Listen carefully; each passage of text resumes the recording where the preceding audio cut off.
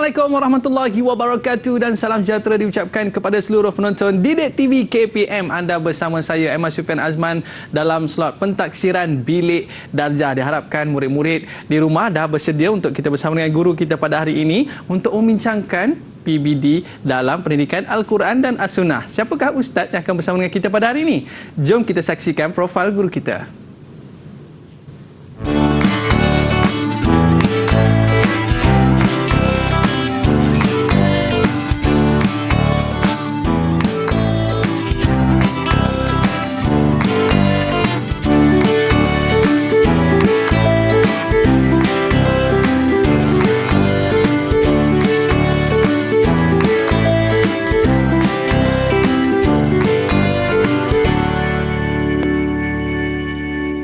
Alhamdulillah, bersama dengan kita pada hari ini Ustaz Ayub Muhammad Ali, Ketua Panitia Pendidikan Al-Quran dan As-Sunnah SMK Seksyen 18 Shah Alam Selangor. Apa khabar Ustaz? Alhamdulillah, sihat. Masya Allah. Terima kasih Ustaz kerana bersama dengan kita pada hari ini. Sama-sama. Dan juga bersama dengan kita pada hari ini adalah jurubahasa isyarat iaitu Cikgu Azliana Masuri daripada SK Pendidikan Khas Jalan Batu, Wilayah Persekutuan Kuala Lumpur. Apa khabar Cikgu? Baiklah Cikgu, terima kasih kerana bersama dengan kita pada hari ini dalam slot PBD dalam pendidikan Al-Quran dan As-Sunnah. Baik Ustaz, boleh kita mulakan? Okey, terima kasih Aiman. Okey.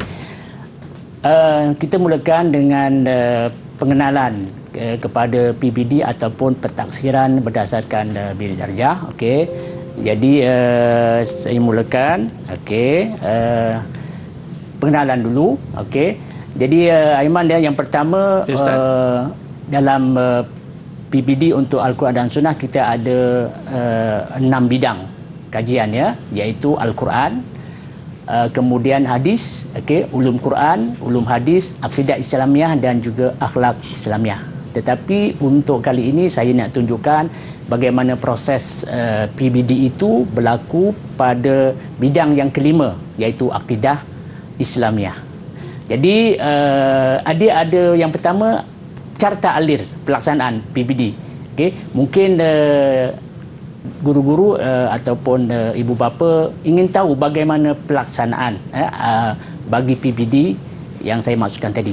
Jadi yang pertama, guru mesti menguasai pelaksanaan PBD dari konsep formatifnya, sumatifnya, dan juga perkara-perkara yang berkaitan dengan PBD, instrumen dia punya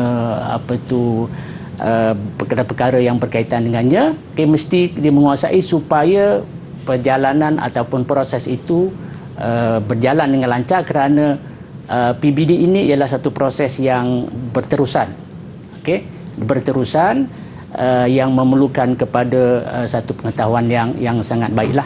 Okey, kemudian step yang kedua, guru-guru kena menguasai DSKP, Dokumen Standard Kurikulum dan juga Pentaksiran. Yang mana dengan dia menguasai DSKP itu adalah kitab rujukan yang utama untuk memastikan kita dapat melaksanakan PBD itu mengikut yang dikehendaki. Jadi kena kuasailah dari segi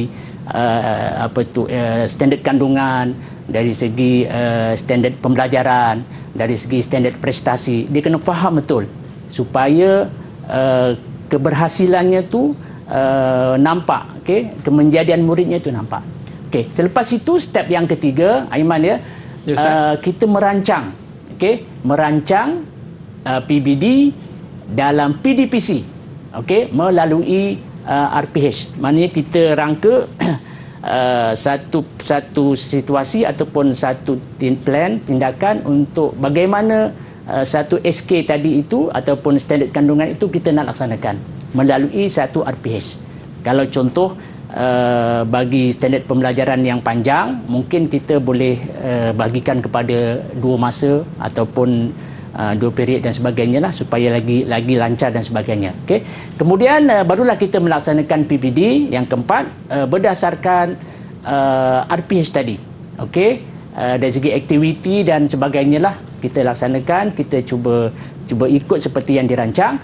Kemudian yang step kelima dan 6 ini adalah kita rekodkan dapatan kita tadi, dan menerusi satu template yang disediakan oleh BPK untuk mencatat dia punya tahap penguasaan lah, okey, dan juga pelaporan. Okey, jadi itu dia carta alir bagaimana PBD dilaksanakan, okey, dalam satu kerangka ataupun satu pusingan yang beginilah situasinya. Kemudian dari segi kaedah pelaksanaan, Aiman, ya, kaedah pelaksanaan ni dia sebenarnya ada banyak dinyatakan, ya, dalam buku khas PBD itu. Okey, antaranya yang saya cuba tampilkan ialah lisan. Sebab lisan ni suatu benda yang paling mudahlah kita nak kesan murid secara spontan ataupun secara terancang. Jadi kita bagi tugasan kat murid, kemudian kita tanya spontan. Murid boleh jawab atau tidak. Sebab dengan lisan itu kita boleh dapati atau kesan aspek-aspek lain. Aspek bahasa, bagaimana dia menjawab, keterampilan dia. Sebab itu lisan penting, ya. Dan lisan ini berlaku sama ada guru dengan murid, itu biasalah kalau kita dalam kelas pun biasa itu berlaku, ataupun murid dengan murid. Okey, mungkin soalan secara lisan lah. Okey, dan satu lagi, kalau dalam pendidikan Al-Quran Sunnah dia ada satu situasi murid dengan bahan, termasuk lisan tu. Contohnya dia membaca Al-Quran, ataupun dia dalam tilawah tu dia membaca Al-Quran, itu ialah pelaksanaan lisan tapi berdasarkan kepada bahan. Okey, yang kedua ialah penulisan. Penulisan ni sedia maklumlah, mungkin lembaran kerja, mungkin nota ataupun buku khas ataupun soalan ke lembaran soalan dan sebagainya lah. Dan yang ketiga ni Aiman, ya, pemerhatian. Pemerhatian ni kita juga boleh masukkan dalam kaedah pelaksanaan, yang mana kita membuat pemerhatian bagaimana murid melaksanakan tugasan tersebut ataupun hasil kerja murid. Kita tengok macam mana, menepati atau tidak. Okey, dan dalam pemerhatian itu juga dia ada aspek-aspek yang boleh kita nilai. Okey, mungkin semasa mereka melakukan ataupun aktiviti kertas atau ni menjawab soalan dalam bentuk penulisan tadi, mereka berkolaborasi dengan rakan-rakan lain ataupun mereka bertanya tentang perkara-perkara yang mereka tidak fahami. Jadi benda-benda itu sangat membantu dalam proses kita meletakkan pentadsiran PBD ini. Jadi itu kaedah. Dan dari segi instrumen pula yang saya cuba akan tampilkan dalam perkara ini ialah, pertama saya akan dalam PBD ini saya akan cuba tampilkan PAK21, iaitu flip classroom. Maknanya flip classroom ni kita beri bahan dudukkan murid kaji, kemudian dia datang sekolah, baru kita tanya. Okey, kita tanya. Maknanya kita tanya mungkin dari segi lisan. Okey, kita tanya pengertian ke ataupun apa yang awak faham. Okey, dan bila proses itu berlaku, maka kita boleh terus ataupun beri dia lembaran kerja yang saya sebutkan tadi. Jadi itu antara instrumen pelaksanaan dalam PBD lah. Itu dia, Ustaz. Maknanya kita punya aktiviti dalam kelas ni akan lebih menarik, kan? Ya, betul. Dengan interaksi bersama dengan guru, dengan murid-murid, dengan bahan yang kita ada di kelas. Jadi selepas ini kita nak lihat apa aktiviti yang menarik itu. Baik para penonton, jangan ke mana-mana, kembali selepas ini Pentaksiran Bilik Darjah.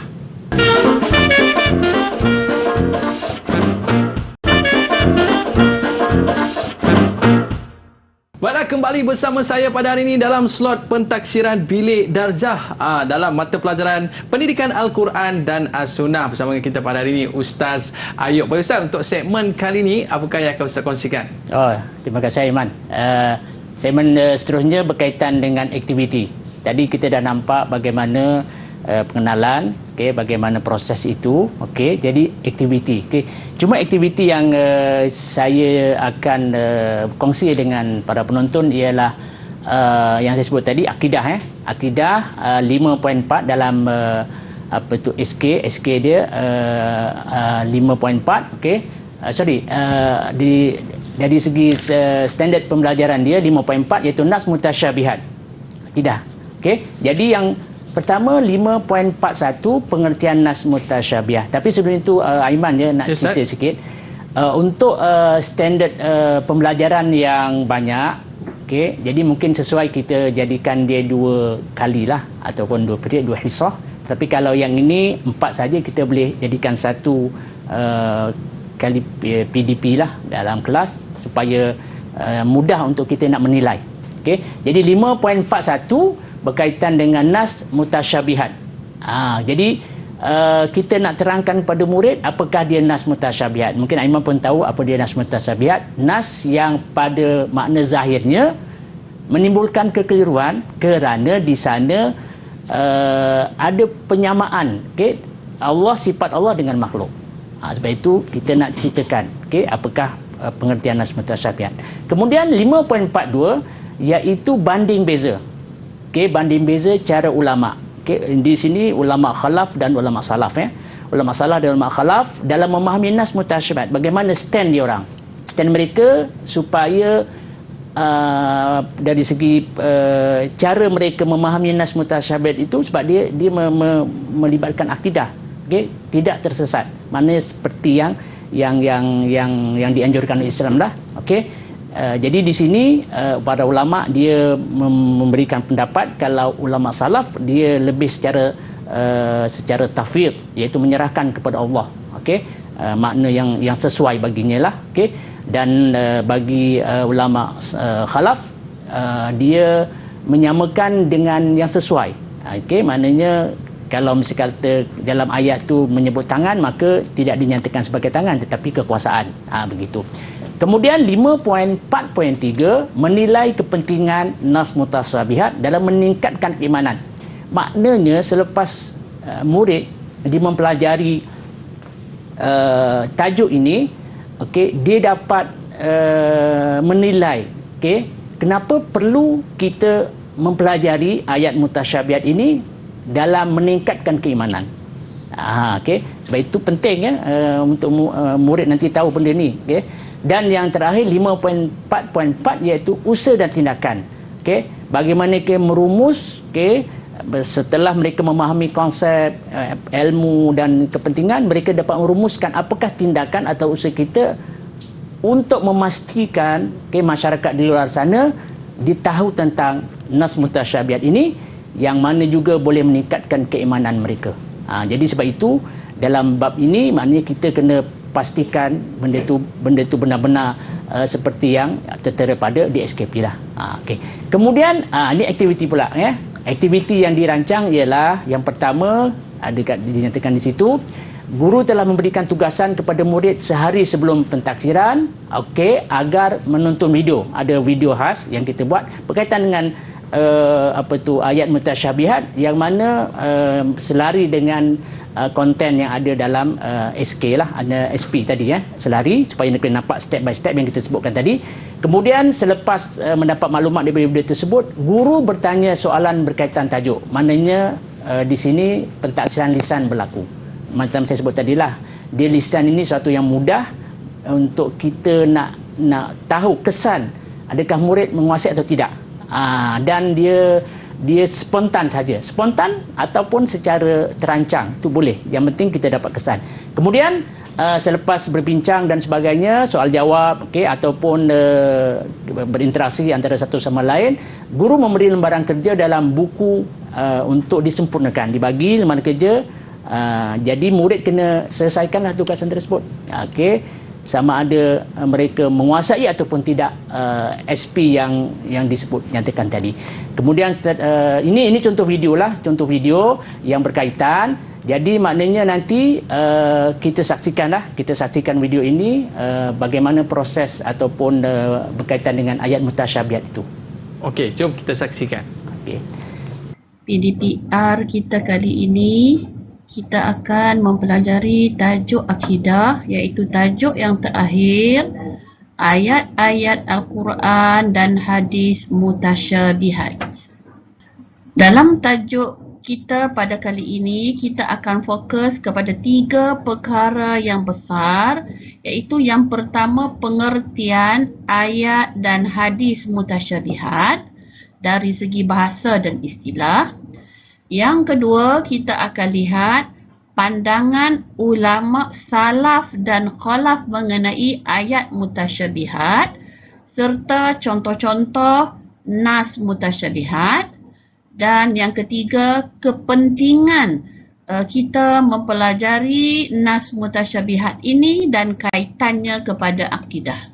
Baiklah, kita dah saksikan video sebentar tadi. Mungkin Ustaz boleh cerita sikit Ustaz tentang video tadi? Video tadi ialah pengisian ataupun SP yang berkaitan dengan ayat mutasyabihat dari segi pengertian, dari segi pandangan ulama, kepentingan dan juga usulan tindakan lah ada dinyatakan di situ. Dan murid kena menonton di rumah lah, okey, menonton di rumah dulu ataupun sebelum PDP, okey. Kerana murid akan PBD itu akan berlaku selepas murid mendapat maklumat yang berkaitan.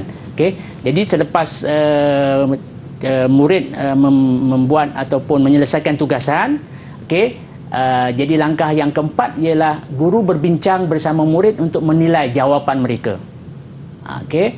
Berdasarkan peraturan pemarkahan lah, okay, ataupun yang dinyatakan sebagai jawapan yang sebenar. Kan, jadi berdasarkan jawapan dan hasil kerja murid, guru mencatat tahap penguasaan lah kepada murid. Okay. Jadi ini adalah soal jawab bersama murid. Okay. Dalam situasi maknanya lisan tadi, saya bersoal jawab dengan murid. Kemudian murid menjawab soalan lisan tersebut. Okay. Dan dalam ini kita dapat tahulah, okay, kita dapat kesan beberapa aspek yang berkaitan dengan mungkin bahasa dan sebagainya, apa yang mereka jawab. Dan ini contoh video berkaitan dengan soal jawab lah ataupun lisan tadi. Kita boleh saksikan. Awak dah tengok video semalam? Dah. Okey. Jadi sekarang ni saya nak tanya awak, apakah dia ayat mutasyabihat yang awak? Ayat mutasyabihat ialah nas secara zahir yang boleh menyebutkan kekeliruan dalam pentafsirannya kerana menunjukkan sifat-sifat Allah yang menyerupai makhluk. Okey, bagus. Okey, tanya. Okey Ustaz, ni aktiviti apa yang sedang dilaksanakan di kelas Ustaz? Soal jawab ataupun lisan tadi. Jadi maknanya di situ berlakulah ya secara spontan. Adakah mereka dapat menguasai ataupun tidak. Dan ini contoh lembaran kerja yang mereka lakukan. Dan ini adalah contoh-contoh tugasan murid lah, hasil kerja murid.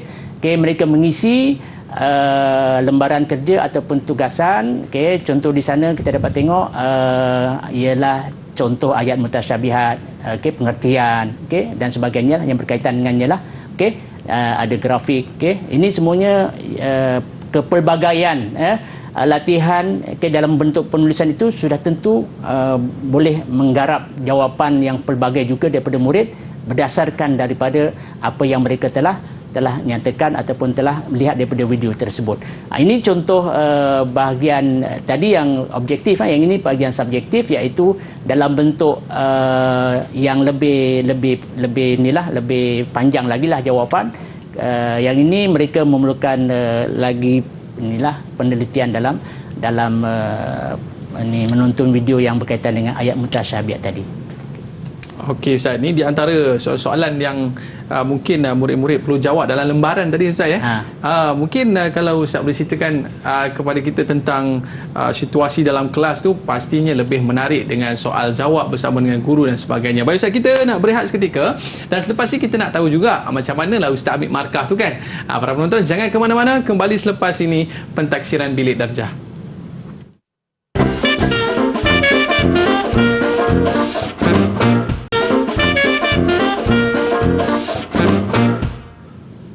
Baiklah, kembali bersama saya Ahmad Sufian Azman pada hari ini dalam slot Pentaksiran Bilik Darjah dalam pendidikan Al-Quran dan As-Sunnah. Bersama dengan kita pada hari ini Ustaz Ayub. Baik Ustaz, untuk segmen kali ini apakah yang akan Ustaz kongsikan? Okey, terima kasih Aiman.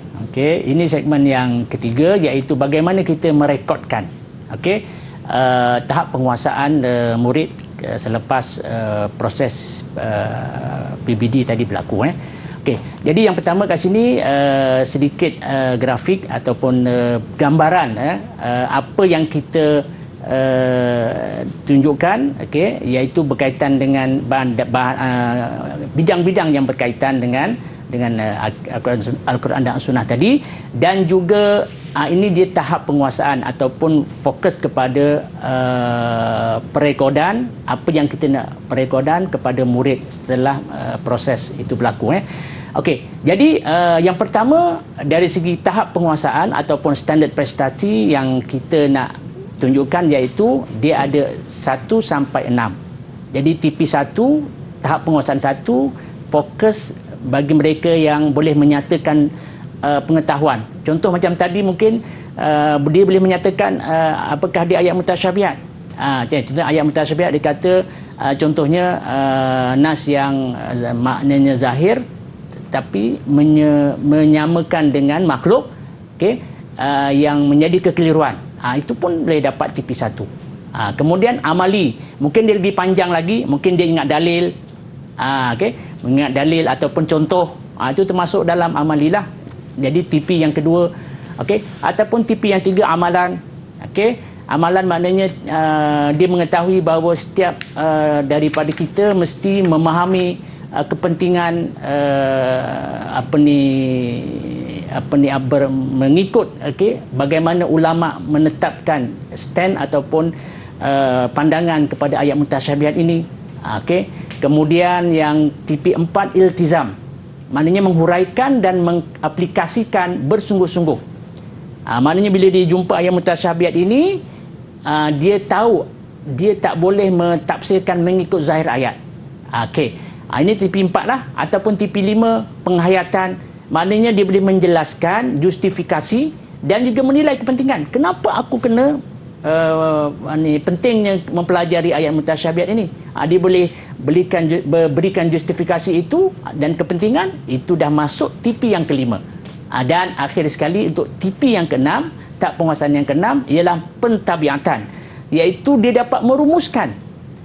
Maknanya merumuskan ini dia boleh membuat usaha ataupun tindakan bagaimana ayat mutasyabihat ini boleh difahami, okey, oleh setiap individu muslim. Jadi maknanya itulah tahap-tahap yang berkaitan dengan ketiga PPD itu dilaksanakan untuk kita meletakkan TP kepada murid tadi. Jadi maknanya kat sini ni Aiman ya, kita boleh nampak maknanya paling kurang TP1 murid boleh dapat.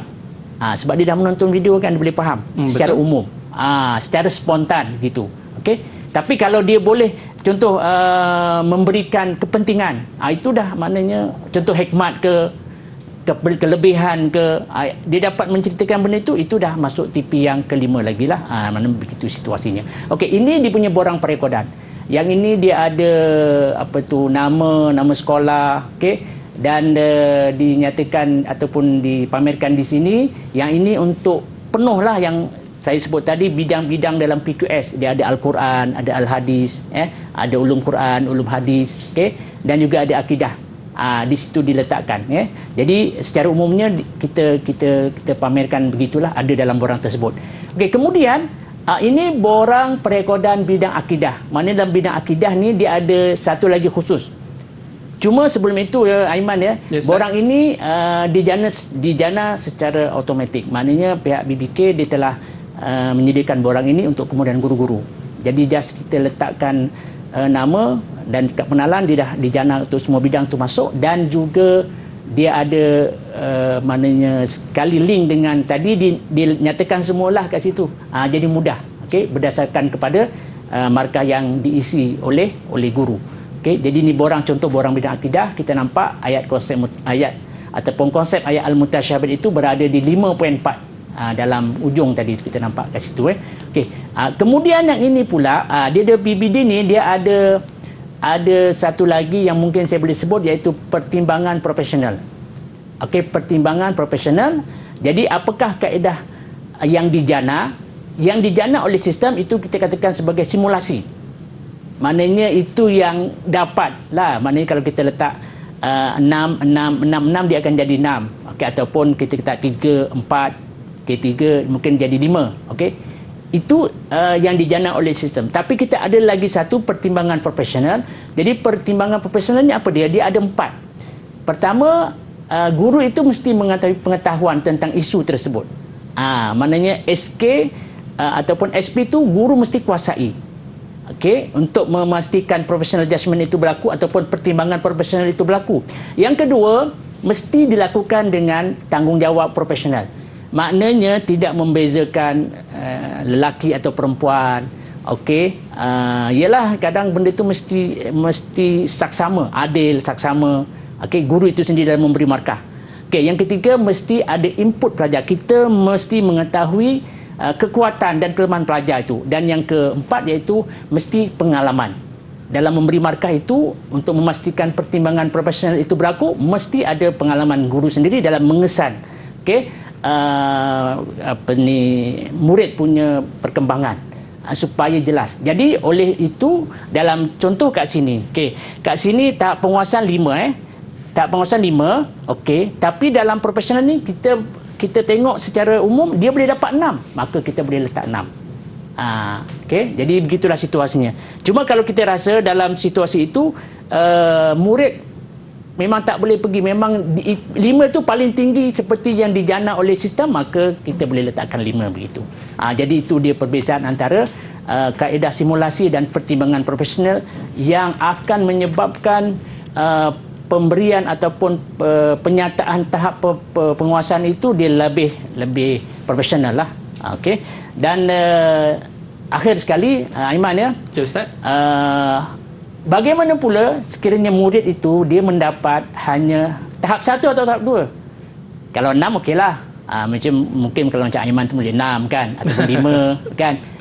Okey, 4 ke 3 ke okeylah. Tapi ada juga murid dalam ramai-ramai itu dia ada dapat tahap 1 dan 2. Bagaimana? Jadi tahap 1, 2 ni maknanya mereka perlukan bantuan lah, ataupun tindakan susulan. Ini yang dikatakan, okey, kita kena buat program intervensi yang boleh dirancang untuk murid yang mencapai tahap 1 dan 2. Mungkin tindakan susulan, mungkin kita lebih berfokus, mungkin kita bagi lembaran kerja yang lain atau kelas pemulihan. Itu antara selepas kita memberi tahap penguasaan kepada murid dan murid tidak menguasai. Jadi itu tindakan kita supaya murid itu tidak tertinggal. Dia setara ataupun dia sama-sama dapat mencapai seperti yang dihasilkan dalam kurikulum. Perlu diberi perhatian lebih kepada murid seperti ini. Dan insya-Allah kalau ikut cara yang Ustaz berikan, insya-Allah boleh naik kepada tahap yang ke-6. Baik Ustaz, mungkin ada sedikit nasihat ataupun rumusan daripada program kita pada hari ini Ustaz. Okey, kepada guru-guru dinasihatkan supaya memastikan bahawa PBD ini suatu proses yang berterusan.